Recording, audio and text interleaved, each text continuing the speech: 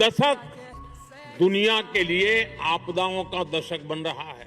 हम सभी देख रहे हैं। पीएम मोदी ने वार्न किया है कि अगर दुनिया ने अपने तरीके नहीं बदले तो पिछले कुछ दशकों की मेहनत इरेज हो सकती है और मैसिव पॉवर्टी वापस आ सकती है। ये वार्निंग 3 बड़े कारणों की वजह से दी गई है। पहला, एनर्जी क्राइसिस। अगर स्ट्रेट ऑफ हॉर्मोस या रेड सी जैसा शिपिंग रूट बंद रहा तो ऑयल और गैस इतना महंगा हो जाएगा कि फैक्ट्रीज बंद हो जाएगी और ट्रांसपोर्ट ठप हो जाएगा। दूसरा रीजन, सप्लाई चेन कोलैप्स। अगर तेल महंगा होता है तो हर चीज महंगी होती है और इससे कॉमन मैन की बाइंग पावर खत्म हो जाती है, जिससे इकोनॉमीज क्रैश करती है। Third reason, debt trap. कई देश जैसे हमारा प्यारा पड़ोसी देश इतने ज्यादा कर्जे में है कि अगर इन्फ्लेशन और बढ़ता रहा तो उनकी पूरी इकोनॉमिक कोलैप्स हो जाएगी और इसका इम्पैक्ट पूरे ग्लोब पर पड़ेगा। जब देश का नेता इतनी बड़ी वार्निंग देता है तो लोगों के बीच में फियर फैक्टर आ जाता है और लोग अपना पैसा इक्विटी से निकालकर गोल्ड या फिर बॉन्ड्स में इन्वेस्ट कर देते हैं। पर अभी मोदी जी ने रिसेंटली ये भी कहा था कि गोल्ड में इन्वेस्ट नहीं करना चाहिए, तो लोगों के पास ऑप्शंस एक ही बचता है कि वो बॉन्ड्स में इन्वेस्ट कर सकते हैं। बॉन्ड्स का इंटरेस्ट रेट भी अच्छा मिल रहा है और वो काफी सेफ एसेट माना जा रहा है। जब पीएम गरीबी की बात करते हैं तो लोग लग्जरी स्पेंडिंग्स कम कर देते हैं, जिसका असर ऑटो, टूरिज्म और रियल एस्टेट स्टॉक्स पर और इंडस्ट्रीज पर दिखाई देता है। शॉर्ट टर्म में ये मार्केट को जरूर नीचे गिराएगा, पर लॉन्ग टर्म में सेल्फ रिलायंट इंडिया, जो आत्मनिर्भर भारत का कॉन्सेप्ट है, इसको बहुत इंपॉर्टेंस देगा। दोस्तों, ये सिर्फ तेल और बॉन्ड्स की बात नहीं है। देश के पीएम ने बहुत बड़ी वार्निंग दी है। उन्होंने कहा है कि ये दशक संकट का दशक है। दुनिया ने जितनी भी अचीवमेंट्स की है पिछले कुछ दशकों में, वो सारी मिट्टी में मिल सकती है अगर दुनिया ने अपने तौर तरीके नहीं बदले तो। ये कोई मामूली बात नहीं है। यानी आने वाले समय में कैश इज द किंग, ये कॉन्सेप्ट प्रूव हो जाएगा। दुनिया का इतना बड़ा इन्वेस्टर वॉरेन बफे, जो अभी $380 बिलियन की कैश लेकर बैठा हुआ है, वो भी अभी कहते हैं कि ये समय मार्केट में इन्वेस्ट करने का नहीं है। अभी मार्केट और नीचे जाएगा और जब नीचे जाएगा तब वो इन्वेस्ट करेंगे।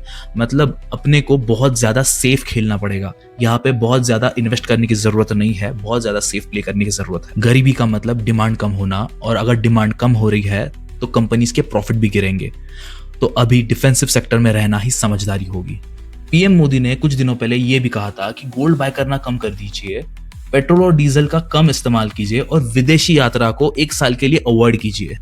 और इसके 48 घंटों के अंदर ही फाइनेंस मिनिस्ट्री ने चुपकर गोल्ड और सिल्वर पर जो इंपोर्ट ड्यूटी लगती थी 6%, उसको बढ़ाकर 15% कर दिया है। दलाल स्ट्रीट में इस वजह से कोहराम मच गया है। हमारी मार्केट जो थोड़ी बहुत संभल रही थी तो वो वापस गिर गई।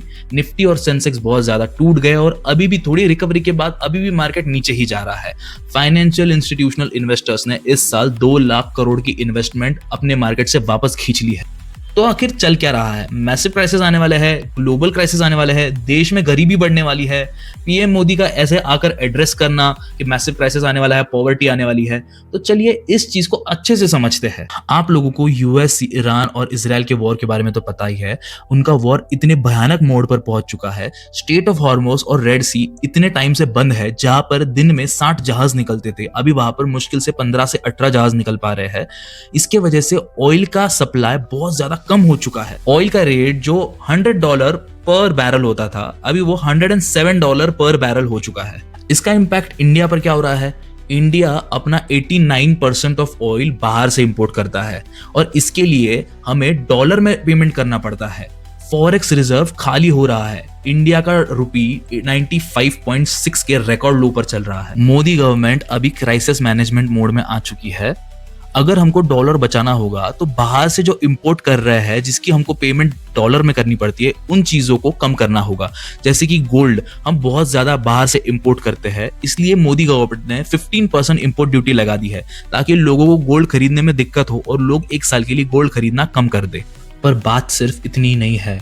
इंडियन मार्केट गिरने का एक दूसरा बहुत बड़ा रीजन है US treasury bond yield rates. US treasury bond yield rates जो 4.45% था, वो अभी बढ़कर 4.6% तक जा चुका है। मतलब सिंपल भाषा में इसको ऐसा समझिए कि कोई भी फॉरेन इन्वेस्टर्स जो इंडियन मार्केट में इन्वेस्ट करता था, वो अपना पैसा निकालकर यूएस ट्रेजरी को उधार दे रहा है, जिससे उसको किसी बिना रिस्क के सीधा 3 से 4% ज्यादा इंटरेस्ट रेट मिल रहा है। उसको अपना प्रिंसिपल पैसा तो वापस मिल ही जाएगा, पर उसको इंटरेस्ट भी मिल रहा है और ये अभी सबसे सेफ इन्वेस्टमेंट माना जा रहा है। अब आप ही सोचिए, एक साइड पर इंडियन स्टॉक मार्केट है जो काफी ज्यादा ओवर वैल्यूड है, यानी महंगी है, और रूपी भी काफी गिर चुका है। और दूसरी साइड पे यूएस ट्रेजरी के बॉन्ड्स है जिसमें इन्वेस्टर्स का पैसा सेफ भी है और बढ़ भी रहा है। इसलिए फॉरेन इंस्टीट्यूशनल इन्वेस्टर्स ने 2 लाख करोड़ की इन्वेस्टमेंट इंडिया से निकालकर यूएस ट्रेजरी बॉन्ड्स में डाल दी है ताकि उनका पैसा सेफ रहे। चाइना और साउथ कोरिया जैसे मार्केट्स भी इंडिया से पैसा निकालकर यूएस बॉन्ड्स में शिफ्ट कर रहे हैं। इससे हमें क्या सीख मिलती है?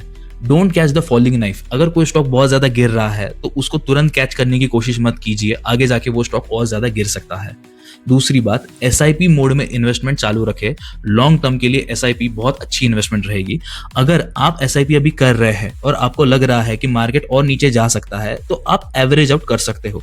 अगर आपके पास 2 लाख रुपए है तो आप अभी 1 लाख रुपए डाल सकते हो और जब मार्केट और नीचे जाएगा तो और 1 लाख रुपए आप डाल सकते हो। और तीसरी बात, डिफेंसिव सेक्टर्स पर ज्यादा ध्यान रखिए क्योंकि आने वाले समय में इंडिया का जो डिफेंस सेक्टर है वो काफी स्ट्रांग होने वाला है। वो अभी भी काफी स्ट्रांग चल रहा है और आगे जाके वॉर सिचुएशंस की वजह से बहुत ज्यादा डिफेंसिव सेक्टर्स में बढ़ोतरी आने वाली है।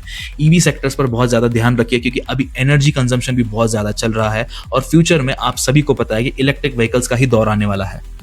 तो दोस्तों, आपको क्या लगता है मोदी जी के स्पीच के बारे में, गोल्ड इंपोर्ट ड्यूटी बढ़ाने पर और ग्लोबल क्राइसिस के बारे में? कमेंट सेक्शन में मुझे जरूर बताना और ये भी बताना कि मोदी जी के प्लान के अकॉर्डिंग इंडियन इकोनॉमी को बचा पाएंगे या नहीं बचा पाएंगे। आपको क्या लगता है मंडे को मार्केट बुलिश पोजीशन में होगी या बेरिश पोजीशन में होगी? आपकी पोजीशन बुलिश है या बेरिश है? कमेंट करके जरूर बताना। अगर वीडियो इन्फॉर्मेटिव लगा तो अपने फ्रेंड्स के साथ जरूर शेयर कर लीजिए और चैनल को सब्सक्राइब कर लीजिए। तब तक के लिए हैप्पी ट्रेडिंग, हैप्पी इन्वेस्टिंग। मिलते हैं अगली वीडियो में।